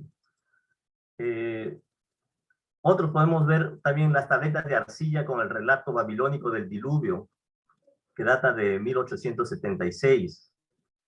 ¿No? Nos da a conocer los relatos del diluvio de los babilonios, ¿no? Bajo la perspectiva de los babilonios. El código Hammurabi, también de 1901. Estela, monumento que contiene un código de las leyes escritas por el rey de Babilonia, Hammurabi, quien murió 400 años antes de Moisés. Hay mucha similitud entre las leyes mosaicas, por ejemplo, como la ley del talión, ¿no? Bueno, esto se estudia hasta en los colegios incluso. Otros principales descubrimientos está el cilindro de arcilla de Ciro, 538 a.C. Cilindro de Ciro, cilindro de arcillo, donde el rey Ciro ordena la reconstrucción del templo de Jerusalén. Es interesante este descubrimiento. Esto nos confirma que la Biblia es veraz, ¿no? Las cartas de Laquish están escritas en fragmentos de cerámica, donde se describe en detalle los últimos días de Judá. Pero uno de los descubrimientos más importantes quizá son los descubrimientos de los rollos del Mar Muerto en 1947. Se trata del más conocido descubrimiento arqueológico moderno. Se encontraron, mis hermanos, gran cantidad de rollos o fragmentos de ellos guardados en 11 cuevas, las famosas cuevas de Qumran, que se dice, ¿no? Se hallaron copias de todos los libros del canon hebreo, excepto el libro de Esther. Pero qué importante que estos rollos hayan sido encontrados, ¿no? Esto grafica, pues, mis hermanos, yo le llamo una victoria para los cristianos, mis hermanos, nos sentimos gozosos, afortunados, con mucha bendición de saber que la palabra de Dios es real, mis hermanos, no es una fábula de niños, ¿no? Otros hallazgos, hay muchos hallazgos más, mis hermanos. Yo solamente he puesto de pronto los más resaltantes. Están los sepulcros judíos de la época de Jesús, donde ahí podemos mirar las costumbres, cómo enterraban a sus difuntos, ¿no? Se aprende mucho de este tipo de arqueología. Eh, También Jericó, se encontró la ciudad de Jericó, hermanos, que fue edificada varias veces. De una excavación se halló que la ciudad fue arrasada, que sus muros fueron destruidos, menos uno, donde estaba Rahab. Y se ha encontrado estos vestigios. Y tantos vestigios más, mis hermanos. Hay otros hallazgos, como por ejemplo Sansón y el templo de los filisteos, Sodoma y Gomorra. Eh, Se ha encontrado, hermanos, incluso algo que yo no he anotado aquí, incluso en el monte Ararat, vestigios del arca de Noé, que está en estudio aún, está en tela de juicio ahí, pero existen esos lugares, existe el monte Ararat. Entonces, yo digo que arqueología no es solamente excavar, también podemos mirar hacia arriba, hacia los montes. Dice que los arqueólogos miran una montaña y si ven que puede que no sea muy natural, empiezan rápidamente a tratar de descubrirla porque puede ser un vestigio de alguna construcción bíblica. Y así se han descubierto muchas construcciones bíblicas, ¿no? Entonces, los descubrimientos arqueológicos, mis hermanos, relacionados con la Biblia, corroboran las narraciones de la Biblia y dan luz al contexto histórico general. El uso imparcial de la arqueología ha confirmado la veracidad y la exactitud técnica de la Biblia. El arqueólogo Nelson Glueck dijo, no se ha hecho, escuche esto, ningún descubrimiento arqueológico que contradiga o se contraponga a los relatos históricos de las escrituras. Como le decía, por ejemplo, el libro del Mormón, que menciona lugares, cosas que se usaron, monedas que utilizaban los habitantes o los judíos que habían llegado aquí a poblar América, como cuentan ellos, pero los arqueólogos han buscado por todos lados, no han encontrado ni siquiera un vestigio, ni siquiera por ahí una moneda enterrada. En cambio, las monedas que habla la Biblia han sido encontradas, mis hermanos. También son vestigios arqueológicos encontrados. Las monedas, los denarios, lo que se usaba, lo que menciona la Biblia, han sido encontrados.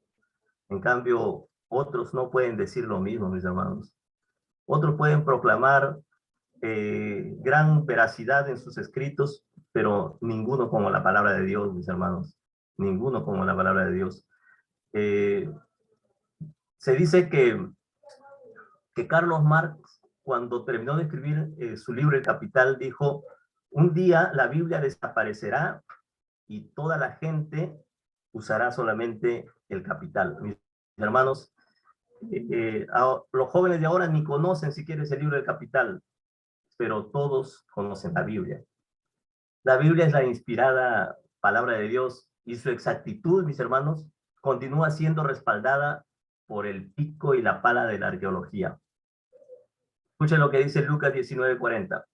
Respondiendo él, dijo, hablando de nuestro Señor Jesucristo, ¿no? Os digo que si estos callan, las piedras clavarán. Y pareciera como un mensaje a los arqueólogos que las piedras están hablando en este tiempo.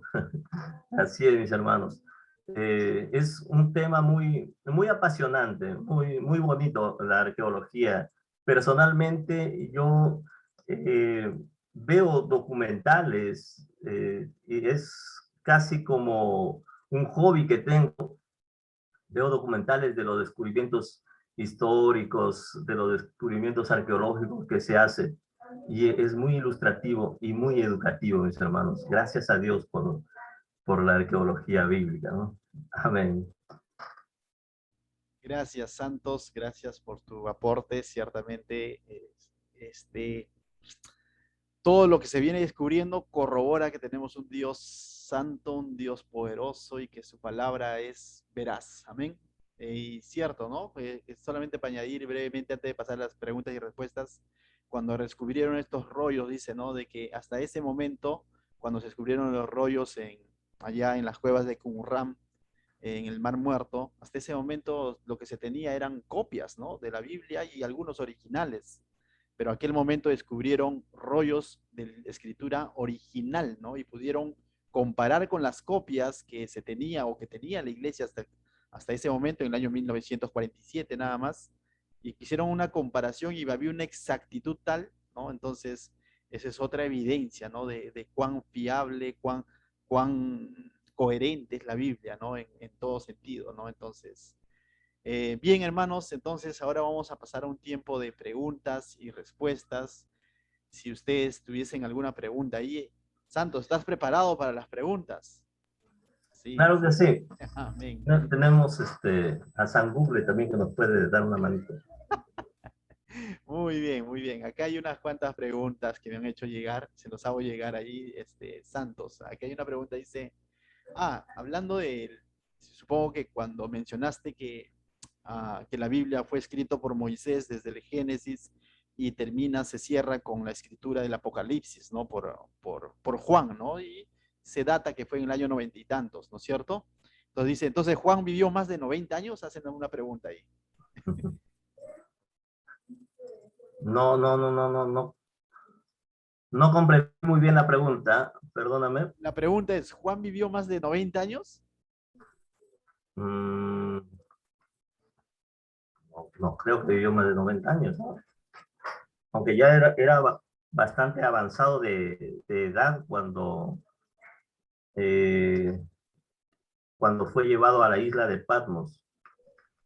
Claro, el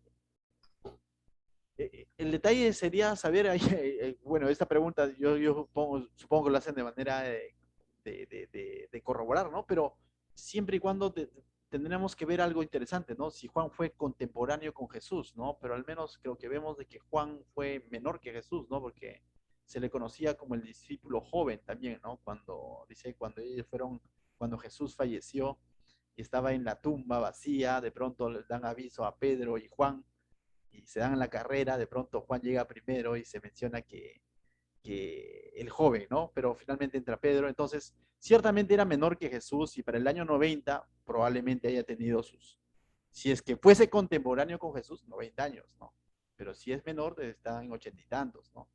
Pero por la escritura, se sabe que si él ha escrito en los años 90, antes de 100, eso sí, el libro Apocalipsis, ha tenido un poco menos de 90 años, creo yo, ¿no? O sea, más allá, no sabemos, ¿no? ¿Cuándo murió?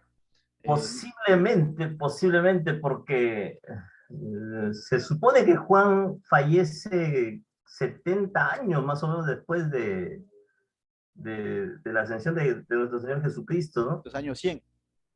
Posiblemente haya vivido 90 años.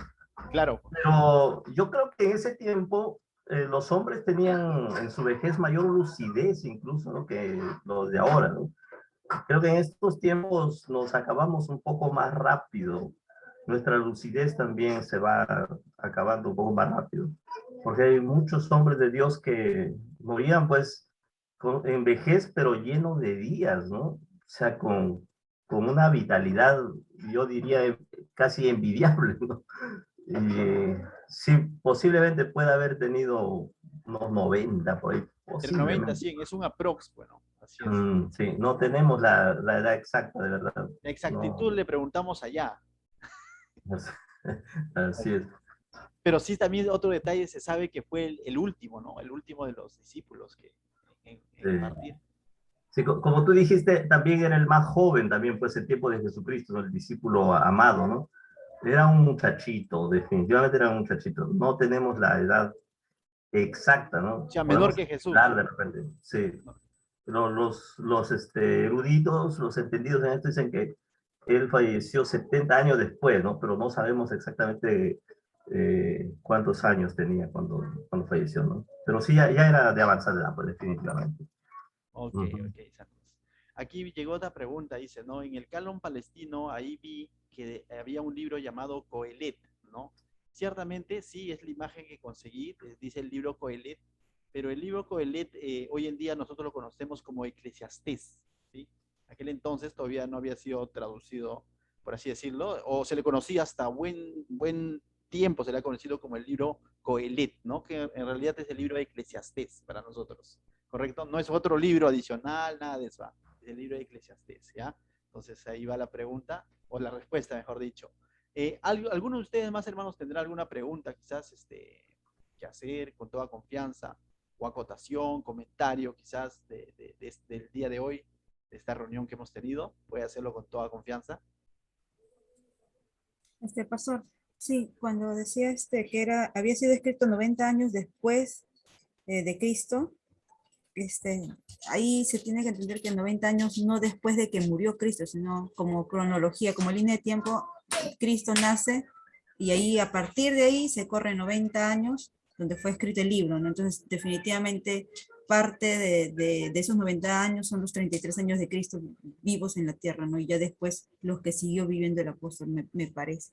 Y la pregunta, ¿cuál es la mejor traducción? Ya que ustedes leen un montón, yo imagino que leen varias traducciones de Biblia, estudio y todo lo demás, pero ¿cuál es la mejor traducción bíblica? Porque si fue escrita en 3 idiomas, yo creo que definitivamente si uno supiera esos idiomas en el original, leer la Biblia así en su lenguaje original debe ser muy rica, ¿no? Porque la traducción siempre se limita las palabras. Y, por ejemplo, en el colegio estamos utilizando una traducción que es traducción del lenguaje actual.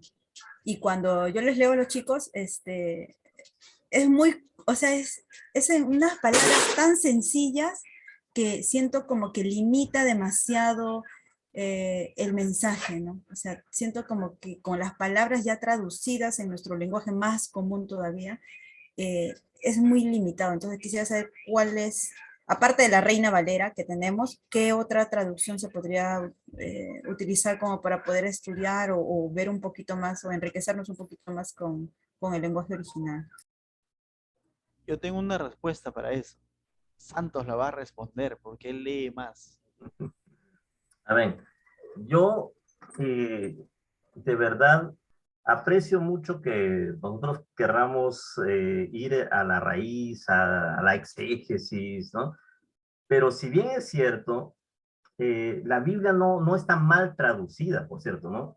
Yo soy bastante apegado a mi traducción española, pero sí cuando se trata de un tema específico y hay palabras que enriquecen el mensaje, entonces yo busco la traducción original, ¿no? Ya sea el hebreo o el griego, y ciertamente enriquece bastante la enseñanza. Pero con toda sinceridad, yo continúo con mi Reina Valera del 60, siempre estudiando, porque creo que para tener un libro en una traducción total de un idioma, tendría que saber bien, ¿no? Si no, me tardo mucho, pues, ¿no? Pero sí es bueno escudriñar, como dice la palabra del Señor, ¿no? Porque les quiero decir, hermanos, que el hebreo, tanto como el griego, son muy ricos diríamos, en el desarrollo, incluso de una sola palabra, ¿no?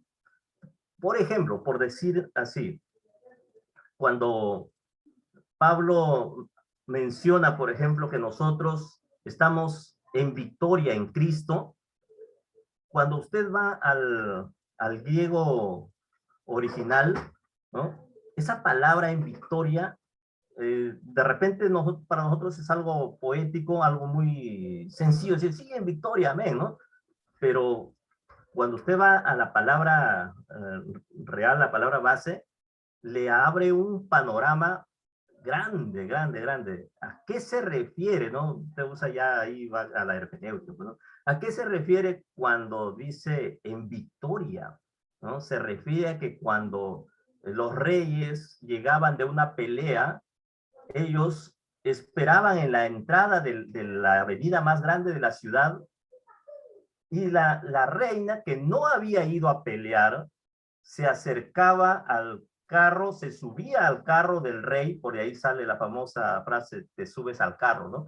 Se subía al carruaje real, la reina, y pasaba por en medio de la ciudad el rey y la reina, y la gente los ovacionaba victoriosos, ¿no? Ellos pasaban en victoria. Ahora, la reina no había hecho nada, no fue a pelear, se quedó viendo la telenovela en la casa, el rey fue a pelear, pero ella recibía las ovaciones también, ella pasaba en victoria, no había hecho nada. Nosotros no hicimos nada, Cristo lo hizo todo, pero estamos en victoria, ¿no? Siempre decimos que estamos en victoria, estamos pasando con el rey en victoria. Entonces, eso tú lo aprendes cuando vas al griego, ¿no? Pero ¿de dónde sale eso? Eso es una anécdota que alguien te contó ahí, ¿no? Pero es que la palabra te lleva a eso, ¿no? Cuando tú vas al griego, te abre todo ese panorama. Así es, el griego y el hebreo te abren con una sola palabrita pequeñita, te abren todo un universo maravilloso de cosas que podemos sacar una prédica de un solo verso de la palabra de Dios, toda una prédica. Así es. No sé si en algo ayuda, creo que se quedó más confundida la hermana. No, gracias, Santos. Sí, definitivamente, ¿no? La traducción que uno va a usar depende, ¿no? O sea, depende, ¿no? Si lo usas para un estudio bíblico, definitivamente recurrir al idioma original enriquece, ¿no? Entonces, pero lo contrario, sigue con tu Reina Valera, ¿no? Sigue con tu Reina Valera. Amén. Eh, Aquí tenemos otra pregunta que nos ha llegado. Dice, ¿por qué si es un libro tan fascinante, Santos, la gente no lo lee? Esto creo que más que una respuesta amerita un comentario, ¿no?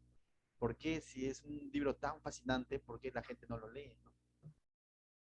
Es curioso, ¿no? Pero el libro de Romanos dice que la fe viene, mira, no quiero decir que no leas, ¿no? No, ojo, no me malinterpreten. Entonces no voy a leer porque la Biblia dice que la fe viene por el oír, dice, ¿no? Y quizá yo digo, hay muchas personas que ciertamente no leen, pero fíjate cómo es Dios de maravilloso, que a pesar que hay muchos que no leen, les ha provisto palabra a través de los oídos. Tal vez ellos no leen, pero hay otros que leen. Y ellos van a escuchar y la información de todas maneras va a llegar a su corazón. Eso que no le limite, entonces no diga, entonces ya no leo. Voy a bajarme del YouTube la Biblia hablada y ya no leo nada, ya escucho nada más. La fe viene por el oír, o sea, todo se vale en esto, ¿no? De alguna forma Dios provee alimento para su alma. Así es. Y eso también nos lleva a una responsabilidad como iglesia, ¿no? Porque la orden es clara, ¿no? Testificar, anunciar, ¿no? O sea, el mensaje, ¿no? Entonces, ciertamente es una realidad que la gente por iniciativa propia no lee, pero viene la responsabilidad de la iglesia, del creyente, de poder anunciarla, ¿no? Como tú dices, para que puedan oírla, ¿no? Entonces, yo creo que también es eso, ¿no? Y también no olvidar el principio de que cuando uno está en pecado, a lo malo lo llama bueno y a lo bueno lo llama malo, ¿no? Por más fascinante que sea, pues, la naturaleza de pecado del hombre muchas veces prefiere leerse, pues, una novela de, no sé, ¿no? Dice, voy a leer, y todavía a veces hacen, ¿no? Me terminé de leer tal obra, dicen, ¿no? Harry Potter. Pero pocos dicen, terminé de leer la Biblia completa, ¿no? O sea, poco porque poco lo termina, también creo yo, ¿no? Entonces, es interesante ese punto. Ahora eso también marca un nivel de madurez, porque cuando tú vas creciendo, mira, cuando tú eres bebé, solamente abres la boquita y te amamantan, te dan tu lechecita. Pero cuando tú vas creciendo, asumes responsabilidades, te das cuenta que es importante que puedas abrir tu palabra, porque sabes que tienes que alimentar a otros. Ya has pasado otra etapa. Entonces, una persona que ha madurado, no necesitas decirle, hay que leer, tienes que leer, necesitas leer. Mira, si no lees, te disciplino. No necesitas decirle, porque él automáticamente sabe que esto no solamente va a enriquecer su alma, su corazón, sino de allí va a sacar, del buen tesoro va a sacar para alimentar a otros. Ya está en un nivel de paternalidad, digo yo, ¿no? Porque ya alimenta a otros.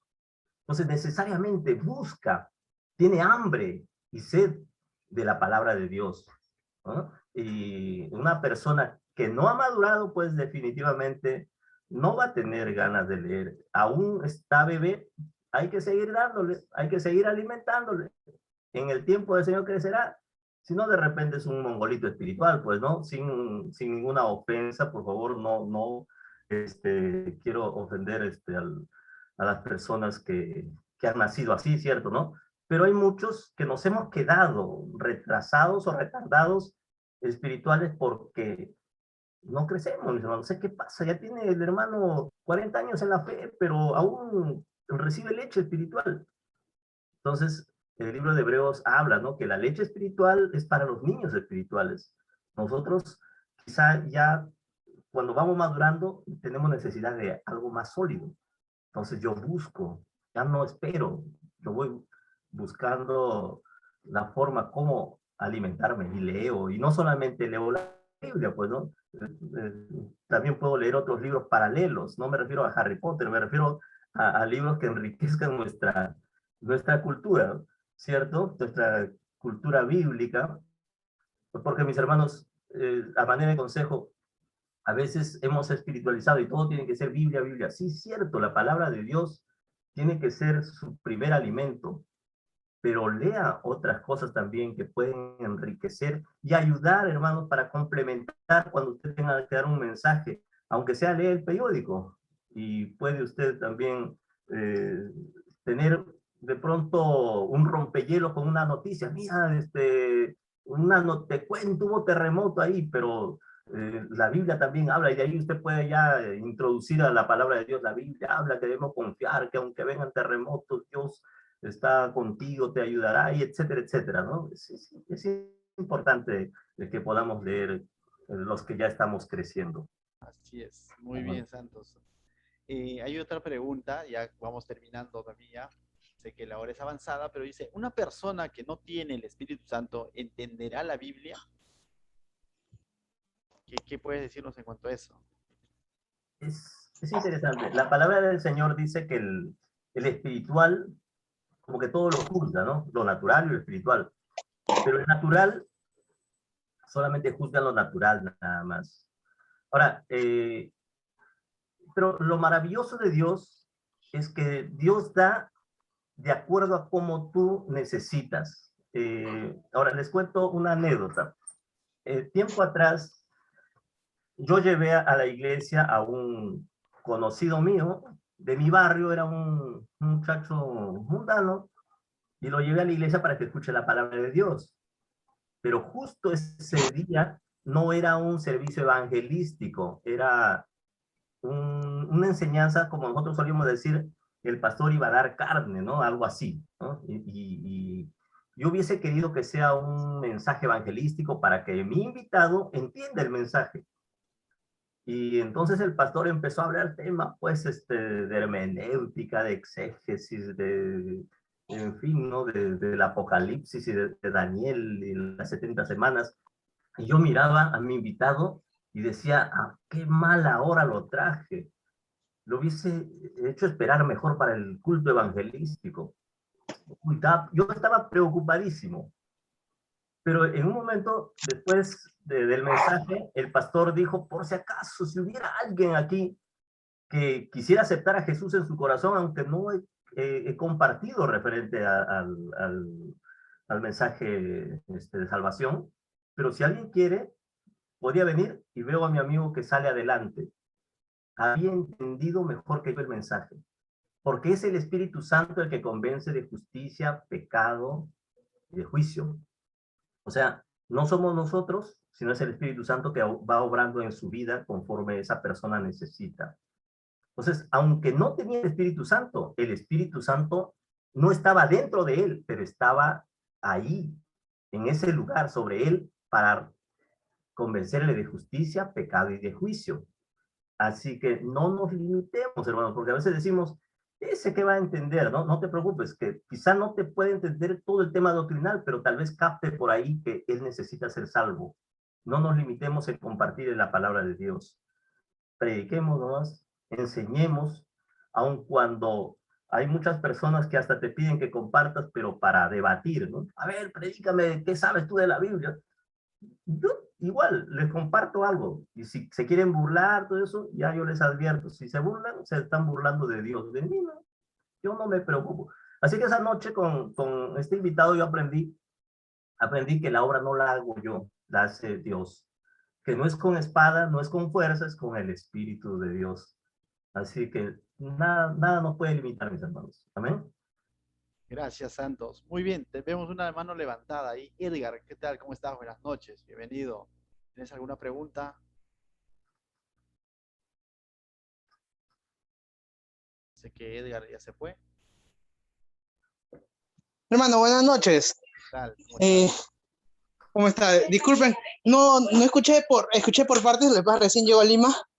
Quería preguntar, ¿qué o quién es Reina Valera? O sea, todos nos basamos en revisión, Reina Valera, si no me equivoco, son por números, años, y la vez pasada me preguntaron y me agarraron en el aire. Ah, ya, perfecto. Sino que estos son, es apellido de dos hombres que lógicamente Dios ha usado para traducir la Biblia al castellano en un inicio, ¿no? O al español, que hoy en día nosotros lo llamamos. Fue más o menos, fue Casidoro de Reina, que hizo su aporte de esta traducción en el año de 1569, más o menos, si no me equivoco. Y luego fue revisado, si no me equivoco, por Cipriano de Valera, años después, ¿no? Entonces, a la Biblia solamente de Casidoro de Reina, o a esa traducción, mejor dicho, que hizo Casidoro de Reina al castellano, se le conocía como la Biblia del oso, si no me equivoco, Bono Santos, porque en su portada tenía un Algo oso. así, sí. Y luego Sí, sí. viene ya Cipriano de Valera, que hace algunas modificaciones o corrobora o una verificación, pero finalmente sale una Biblia que hasta en aquel momento y hasta hoy en día, ¿no?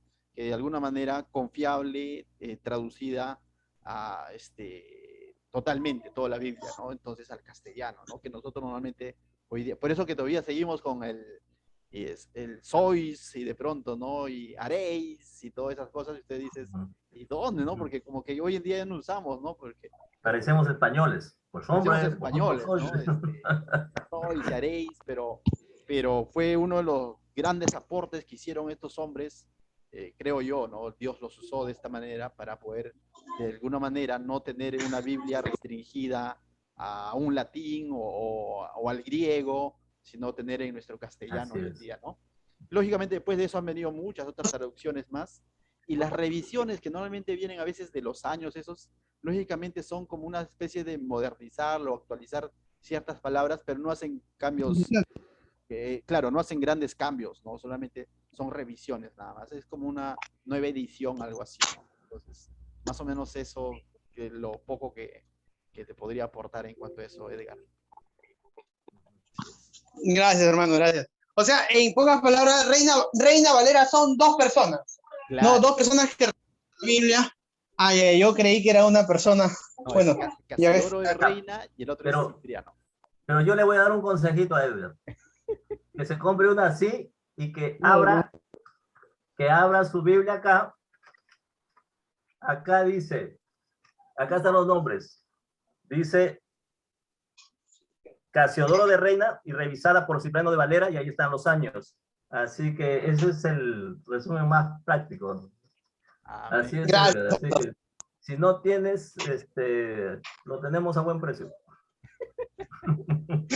Bien ahí con los cherries. No, es una broma. Muy bien. Bien, Gracias, hermanos. gracias. Estamos llegando entonces a la parte final. Si ya no hay más preguntas para poder orar, esperamos que haya sido de bendición para cada uno de ustedes esta enseñanza. Sé que se ha prolongado, mira, 2 horas. Vamos a tratar de ser más, de una manera más resumido, pero jala, ¿no? Jala preguntas y tras preguntas.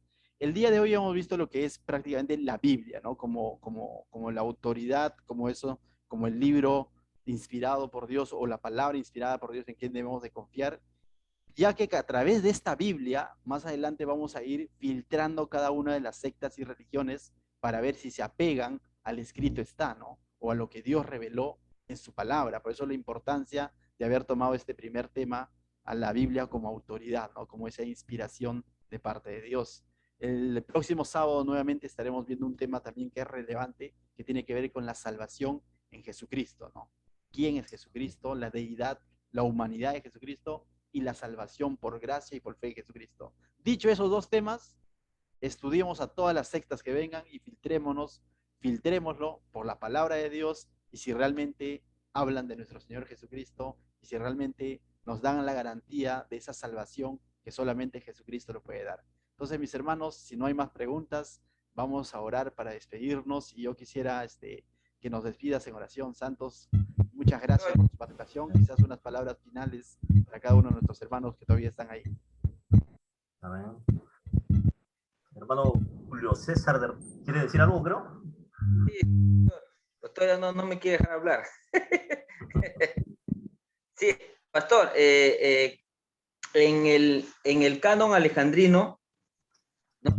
Como dicen que se pusieron pusieron en debate esto de los macabeos y todo esto, y cuando tuvieron concilio, o sea, los eruditos, y llegaron a una conclusión de que, o sea, no eran apropiados estos libros para poner, ¿no? Como referencia ahí en la Biblia, porque es que los católicos sí o sí pusieron, ¿cómo se llama? Tenemos que recordar que estos canos, tanto alejandrino como palestino, no lo hicieron los cristianos, por cierto, queremos que tener eso bien claro, lo hizo la misma comunidad judía, los mismos judíos, porque estamos hablando de su Tanaj, ¿no? Estamos hablando de sus libros para ellos, ¿no? Entonces, ellos fueron los que hicieron este canon y el que tuvo mayor autoridad, mayor valor es el canon palestino, ¿no? Que se queda con los 39 libros. Por eso lo peculiar de todo esto, lo anecdótico, es lo siguiente, ¿no? Que ni los mismos judíos reconocen eso como esos libros agregados de Macabeos y todo, sino lo consideran como libros históricos, ¿no? Pero no como inspiración divina, pero sí el catolicismo años después los consideró. Lógicamente, porque en uno u otro de estos pasajes sería analizar cada uno de estos libros, se encontraban ciertas manifestaciones, ciertos relatos que de alguna manera puedan causar o puedan apoyar sus dogmas, sobre todo, ¿no? Sus dogmas, sus doctrinas de hombre. Sí, Santos. Como por ejemplo, los macabeos hablan sobre el purgatorio, ¿no? Y es algo controversial. Yo me preguntaba y me decía, ¿por qué es que si se empeñaron tanto en tomar esos libros, por qué no tomaron ya me olvidé el libro que incluso es citado por Judas? ¿Cómo se llama? ¿El libro de Moisés o el de Enoc? No, de Enoc. ¿Por qué no tomaron el libro de Enoc? Que hasta parece más bíblico, que incluso los apóstoles lo toman como un referente, ¿no? Pero la verdad, yo entiendo que fue algo antojadizo, ¿no? Y casi cabalístico, como dije.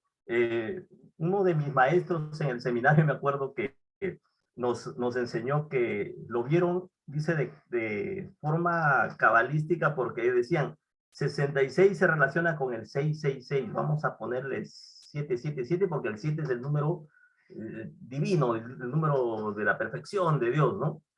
Y por ahí como que también giró la idea de completar. Pero se asume que estos libros que incluyeron en la Biblia católica son libros apócrifos, ¿no? Que no pasaron el canon. Sin embargo, hay que mencionar que son de apoyo histórico, ¿eh? Es bueno leerlos también, pero no nos confundamos porque quizás doctrinalmente o de revelación divina no tiene nada, no tiene ningún aporte. Amén. Bien, Santos, muchas gracias. Si podrías despedirnos en oración y unas últimas palabras. Amén, mis hermanos. Muchas gracias por este tiempo, gracias por invitarme a ser parte de la comunidad. Y yo me siento en familia con ustedes. Así que con toda libertad, invíteme. Cuando hagan pollada también invíteme con toda libertad. Y estoy siempre atento para poder servir. Mi vida está al servicio de Dios Yo estoy muy agradecido por sus oraciones cuando he estado delicado de salud. Sé que ustedes me han apoyado con sus oraciones y entiendo, ¿no?, que Dios me ha dado esta oportunidad para poder servirle. Así es que siempre voy a estar atento para poder servir, ¿no? Mi vida ya está dedicada al servicio. Yo agradezco mucho por este tiempo. Para mí no es una carga, es una bendición. De verdad me siento muy bendecido. Así que vamos a orar. Gracias, bendito Dios. Gracias, Padre, por este privilegio que tenemos de poder